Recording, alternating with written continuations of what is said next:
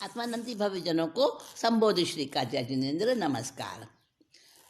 आज बता रहे हैं दृष्टांत द्वारा आत्मानुभव के अभाव में संसार और आत्मानुभव के सद्भाव में मोक्ष, ये बता रहे हैं। इस पर दृष्टांत दे रहे हैं।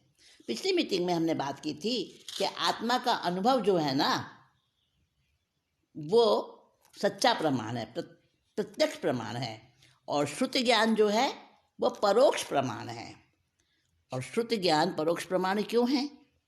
क्योंकि श्रुति ज्ञान शब्दों द्वारा, चाहे वो शब्द पुस्तक में लिखे हों, ग्रंथ में लिखे हों, शास्त्र में लिखे हों, या किसी के द्वारा, गुरु के द्वारा समझाए जाएं, बताए जाएं, ज्ञानी के द्वारा बताए जाएं। शुद्ध ज्ञान जो है, सुना हुआ ज्ञान अथवा पढ़ा हुआ ज्ञान, वो सब शुद्ध ज्ञान कहलाता है। और वो परोक्ष है क्योंकि इंद्रियों से और मन से होता है, और वो परोक्ष प्रमाण है। और आत्मा से होने वाला जो है अनुभव, जो ज्ञान है, अनुभव है, जो आत्मा का अनुभव है, निर्विकल्प अनुभव है और अमूर्त अनुभव है, अमूर्त सुख है। अमूर्त ज्ञान से उत्पन्न होता है वो अमूर्त सुख। अमूर्त ज्ञान और अमूर्त सुख हमेशा साथ साथ रहते हैं, तो वो प्रत्यक्ष प्रमाण है। तो ऐसा अनुभव जब होता है तो वो अनुभव, उसका अभाव में क्या होता है और उसके सद्भाव में तो मोक्ष है। और अभाव में क्या है?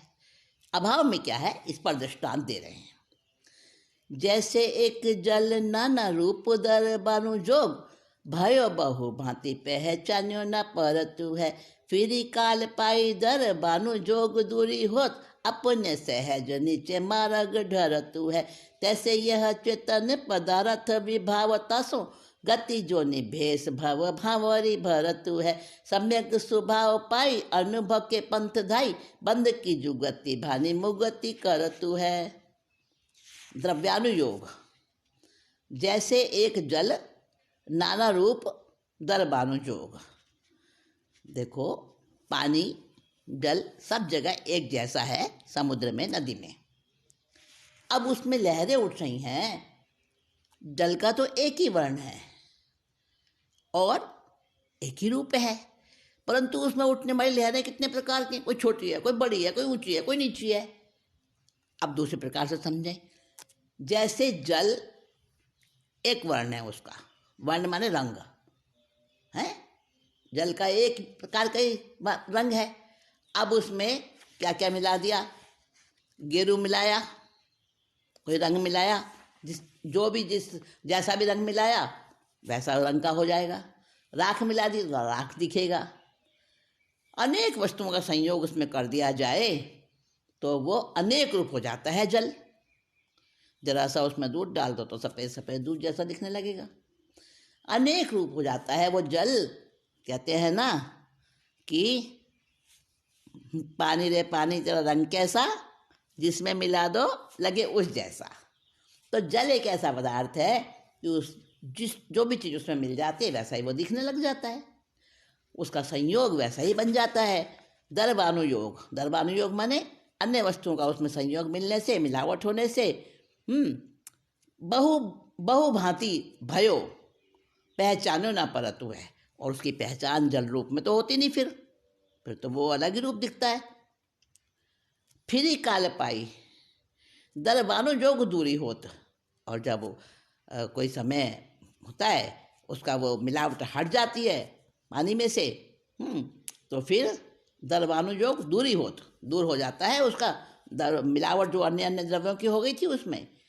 कोई समय पाकर वो मिलावट हट जाती है तो अपने सहज नीचे मारा गड्ढा रतु है, वो अपने स्वभाव में आ जाता है और फिर अपने स्वभाव में ही बहने लग जाता है। जल का स्वभाव क्या है?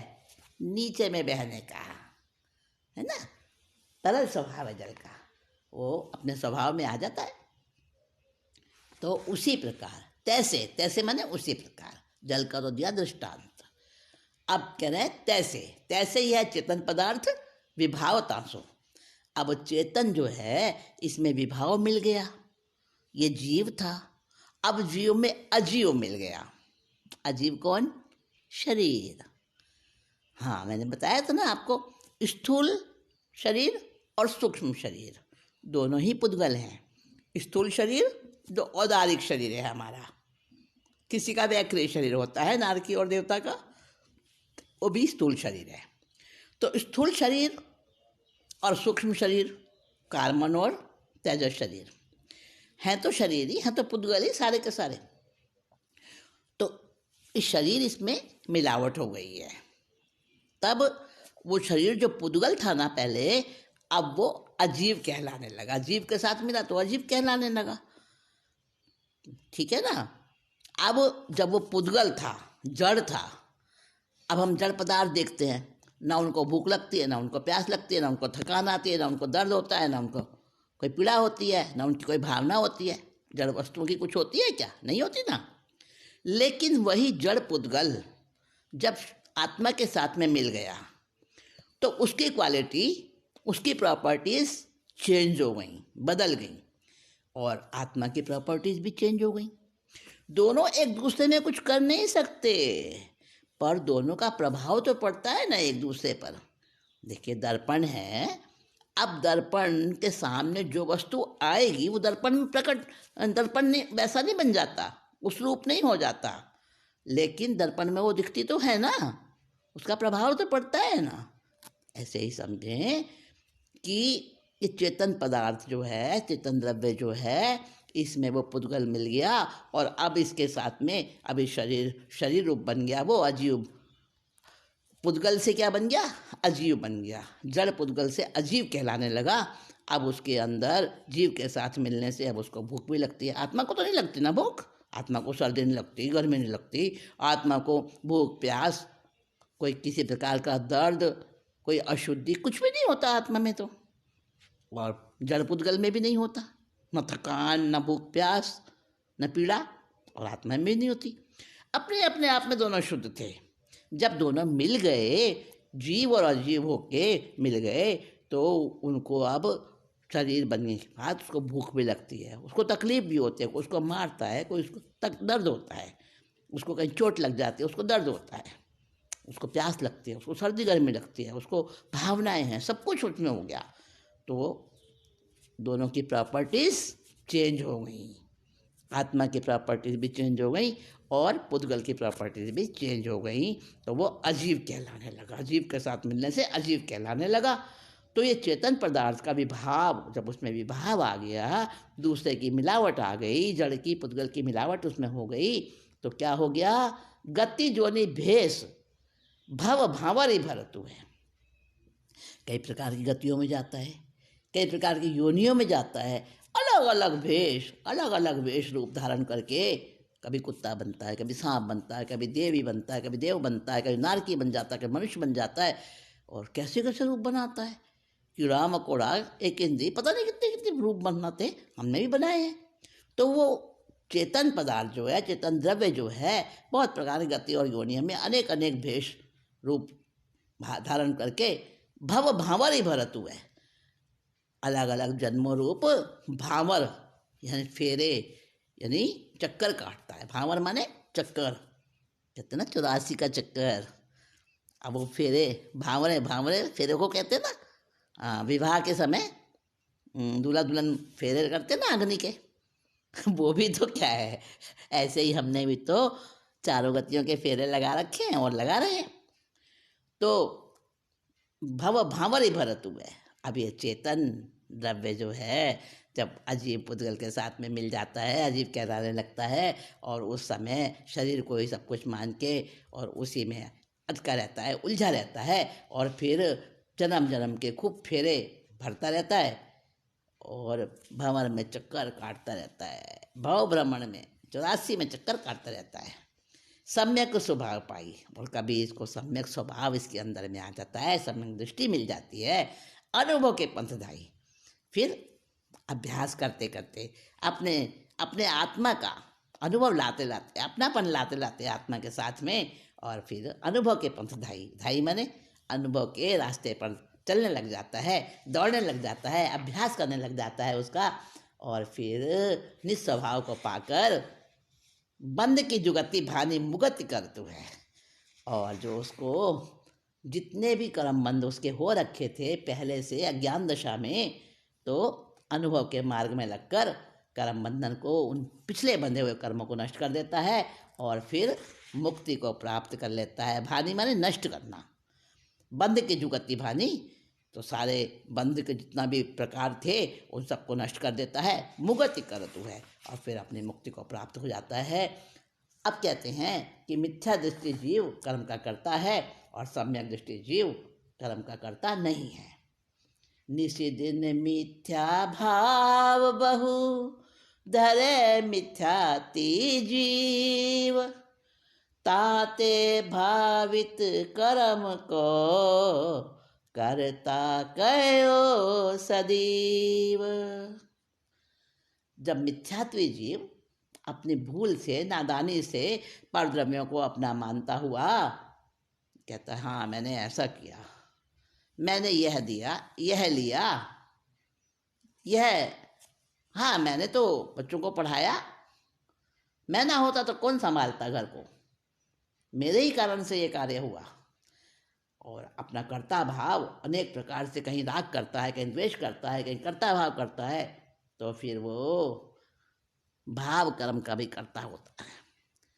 द्रव्य कर्म जो नए बंध रहे हैं और भाव कर्म जो उससे भाव उठ रहे हैं, उसके जो पहले उदय में आए हैं उससे जो भाव बन रहे हैं उससे नए भाव कर्म बांध रहा है। कभी द्रव्य कर्म बांध रहा है, कभी भाव कर्म बांध रहा है। ये द्रव्य और भाव की ये उलझन में पड़ा हुआ इसी में रहता है और कर्म का कर्ता अपने आप को मानता है। हाँ हाँ मैंने ही तो किया था, मैं ही तो कर रहा हूँ, और कौन कर रहा है, बिना किए थोड़ी ना होता है, ये मेरे ही किए हुए कर्म है। तो वो कर्म का कर्ता होता है, भाव कर्म का कर्ता हो जाता है। और कह रहे हैं मिथ्यात्व जीव कर्म का करता है और ज्ञानी जीव कर्म का अकर्ता है। करे कर्म सोई करतारा, जो जाने सो जाननहारा, जो करता नहीं जाने सोई, जाने सो करता नहीं होई। क्या कह रहे हैं कि जो कर्म करता है वही उसका करने वाला माना जाता है, वही उसका कर्ता माना जाता है। जो ऐसा जानता है, केवल जानता है, वो ज्ञाता है। जो करता है वो ज्ञाता नहीं होता, और जो करता नहीं जाने सोई, जो करता है वो ज्ञाता नहीं होता और जो ज्ञाता है वो करता नहीं होता। ठीक है ना? अरे उलझन नहीं है, ये पहेली नहीं है, सचमुच बात है ये, कि जो ज्ञाता है वो करता नहीं है, वो तो केवल जान रहा है। आत्मा में तो केवल जानने की शक्ति है, करने की शक्ति है ही नहीं आत्मा में। हम तो जबरदस्ती कर्ता बनते हैं, जबरदस्ती फोर्सली आरोपित करते हैं अपने आप पर कर्ता भाव। आत्मा तो करता है ही नहीं, वो तो केवल जानता है, ज्ञाता दृष्टा है। तो हम कर्ता बनते हैं अपने आप में, तो जानबूझकर बनते हैं, जबरदस्ती बनते हैं। जब कर्ता बनेंगे तो भोक्ता भी बनेंगे फिर, है ना? और आगे क्या कह रहे हैं, जो ज्ञानी है वो कर्ता नहीं होता। मूढ़ और अज्ञानी, मूर्ख और अज्ञानी दिखते तो एक जैसी क्रिया करते हुए हैं, परंतु दोनों के भावों में बहुत बड़ा भेद रहता है। अज्ञानी जीव तो ममत्व के साथ क्रिया करता है, तल्लीन होता है, उसमें आसक्त होकर करता है और बंधन को प्राप्त करता है। और ज्ञानी जीव इस ममता के अभाव में, मोह के अभाव में सारे कार्य करता है, तो इसलिए वो करता हुआ भी अकर्ता होता है, उसका बंध नहीं होता। समझ गए ना?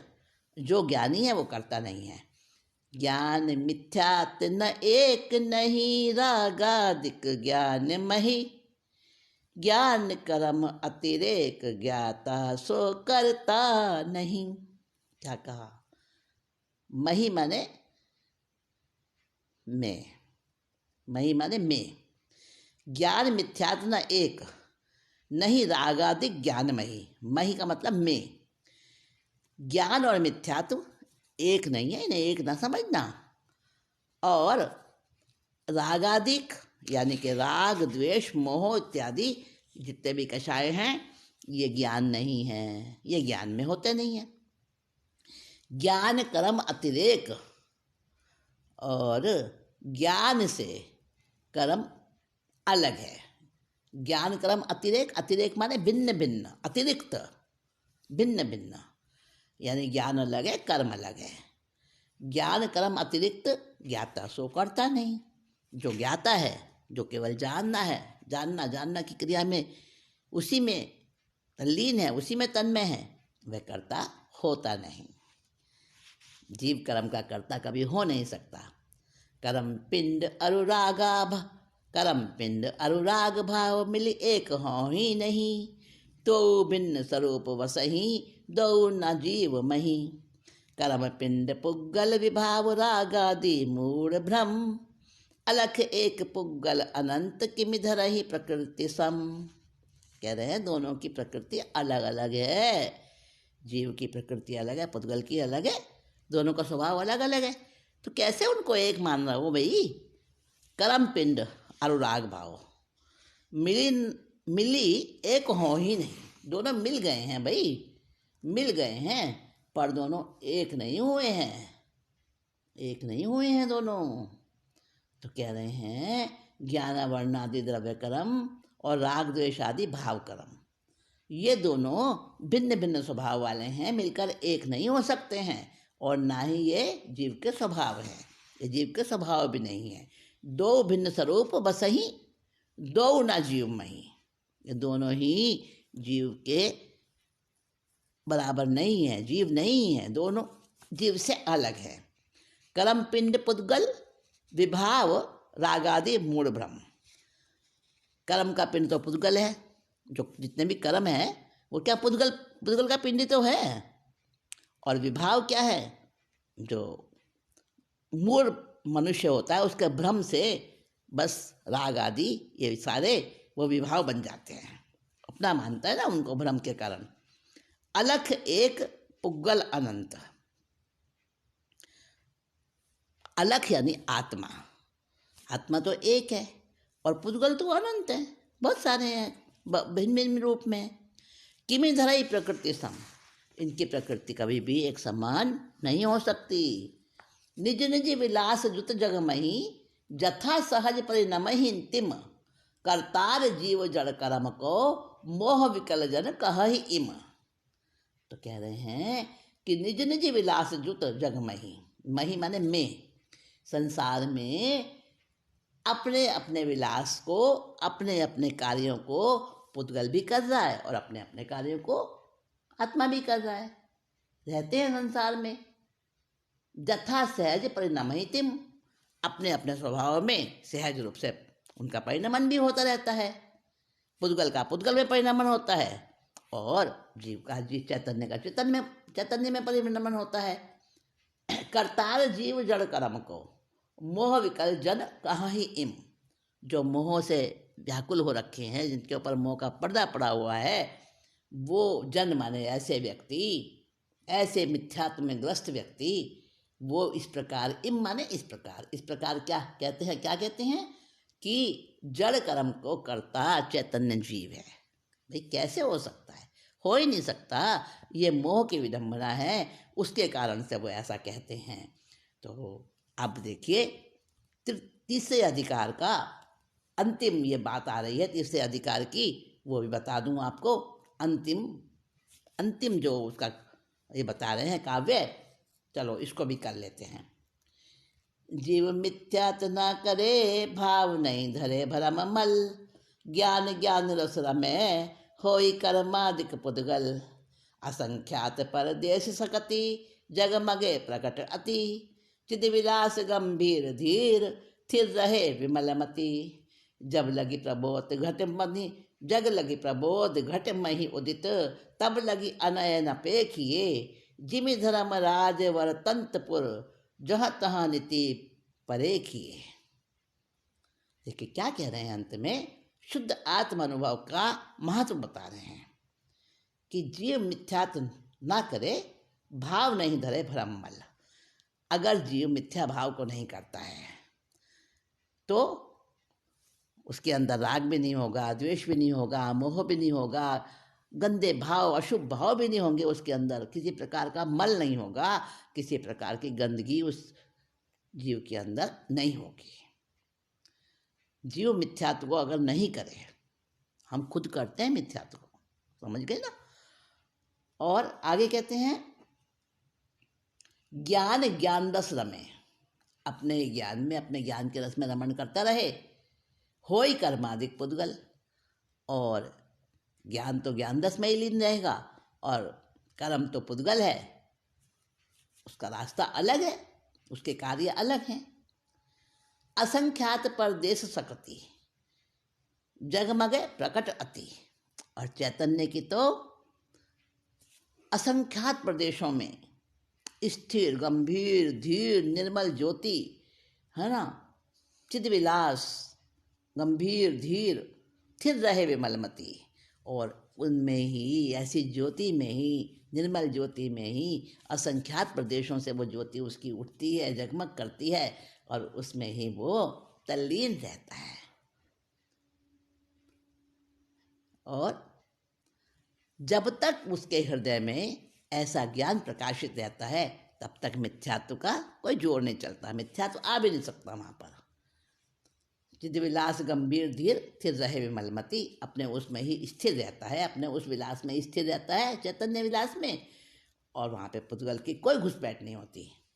जब लगी प्रबोध घट मही उदित, तब लगी अनयन अपेक्षिए, और जब तक उसके हृदय में बोध रहता है, प्रबोध रहता है इस बात का कि नहीं मैं तो चिदानंद आत्मा हूँ, जब तक उसके हृदय में ऐसा ज्ञान प्रकाशित रहता है, तब तक मिथ्यात्व आता नहीं है। तब लगी यानी तब तक अनय नापेक्षिए, अनय माने कहीं और, तब तक कहीं और नहीं देखता। अनय का मतलब और नय, अ माने नहीं, नय माने नीति न्याय, तब तक कोई अन्याय नहीं दिखता उसे। अगर कोई गरीब दिख रहा है, वो ये नहीं कहेगा अरे क्या अन्याय है, गरीब हो क्या, नहीं, न्याय है भाई, इसने जो कर्म करते वो तो भोग नहीं है, इसको अपना किया वही भोगता है। जो जीव निर्धन है वो भी अपना किया हुआ भोग रहा है, जो दुखी है वो अपना ही किया हुआ भोग रहा है, ठीक है ना। तो किसी और का किया हुआ नहीं भोग, कहीं अन्याय नहीं है। तो जब तक उसके घट में ज्ञान का प्रकाश रहता, तब तक उसको कहीं अन्याय नहीं दिखता। जिमि धर्मराज वर्तंतपुर, जहाँ तहाँ नीति परेखी है। जैसे कि धर्मराज का नगर है, और उस नगर में नीति ही नीति चारों ओर दिखाई देती है, अनीति का तो वहाँ पे कोई प्रवेश ही नहीं होता है। धर्मराज की यहाँ बात नहीं कह रहे हैं, कोई धर्मराज नहीं है, कोई चित्रगुप्त नहीं है जो आपके कर्मों का हिसाब करने बैठा है वहाँ। अपने अंदर ही सारा परमात्मा है, अपने अंदर ही धर्मराज है, वही ज्ञान है, वही धर्मराज है, वही भगवान है, वही सब कुछ है। तो अपने उस ज्ञान रूपी धर्मराज को देखते हुए, उसमें रमण करते हुए, उसके आनंद में रमण करते हुए, जब तक वो अपने स्वभाव में स्थिर रहता है जीव, तब तक उसको कहीं अनित्य नजर नहीं आती कि जो भोग रहा है उसी का कसूर है। समझ गए ना, जो भोग रहा है उसी का कसूर है। इसमें कोई कठोरता वाली बात ना समझे, ये सच्चाई है कि जिसको जिस कर्म का उदय होता है वो उसी के किए हुए कर्म होते हैं, और उसके उदय से, हाँ ठीक है, आत्मा तो नहीं करती कर्म, पर विभाव दशा में कर्म कर लेता है, और वो बाद में उदय में आते हैं, फिर उसको भोगने पड़ते हैं, क्योंकि कर्ता माना ना अपने आप को, कर्म का कर्ता माना, तो फिर भोगता भी रहेगा, भोगना भी पड़ेगा उसे। तो ये बहुत गहन विषय है, इस पर चिंतन मनन बहुत सूक्ष्मता से करिएगा और आपको समझ में आएगा। ये इशारों की बातें हैं, ये बहुत संक्षेप में बताई हुई बातें हैं। अगर इनको वर्णन करने लगेंगे तो एक ही शब्द का वर्णन इतना बड़ा हो जाएगा। अभी मैं आपको उस विस्तार में नहीं ले जा रही हूँ। इतना ही कहकर आज मीटिंग पूरी करती हूँ। तीसरा अध्याय भी हमारा कर्ता कर्म क्रियाधिकार पूरा हुआ।